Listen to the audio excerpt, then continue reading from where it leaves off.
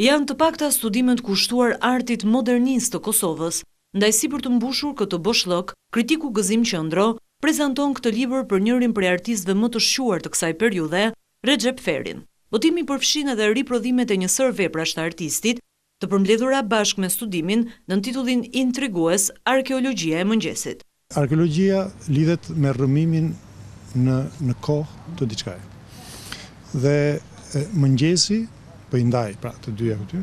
Mëngjesi është në fakt një fillim i ri, pra simbolikisht është dhe arti modernist i Kosovës ishte një mëngjes i ri sidomos në Kosovë ku arti pamor nuk ishte asnjë traditë. Dhe për të rrëmuar këtë mëngjes, ngjajmë me një arkeolog i cili kthehet pas për të parë. Pothuajse dje, kështu e ka titulluar përmbledhjen e saj më të fundit me vargje, poetja Luljeta Leshanaku.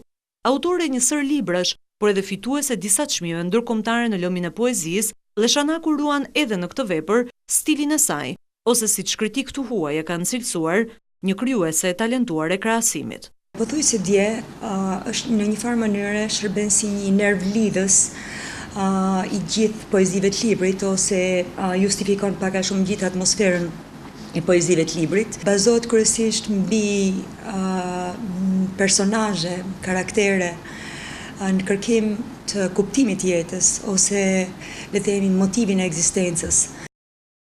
Psikiatri i njohur amerikan Irvin Yalom, por edhe autori një sër librash fiction, një prej të cilëve, Kurçau Nietzsche, vjen në shqip me një tjetër botim të njohur të tij. Problemi Spinoza i publikuar për herë të parë vitin e kaluar prek jetën e dy personazheve, njëri një filozof hebre dhe tjetri major nazist. Në radhën e të rinjve publikohet libri 1 dhe e pandashme e presidentit italian Giorgio Napolitano. Ai ja ka kushtuar botimin 150 viteve të Italisë së Bashkuar në formën e refleksionit. Nga guru i famshëm indian Osho vjen në shqip një tjetër libër që përkthen filozofinë e jetesës së tij, Trishëndrimet. Ndërsa nga historiani dhe gazetari i njohur brazilian Sergio de Holanda përkthehet për herë të parë në shqip Rrënjët e Brazilit, një botim historik i publikuar në vitin 1936. Në gjininë e fjalorëve vjen ai shqip greqisht nga Lavdimir Marku, duke përmbledhur 10.000 fjalë.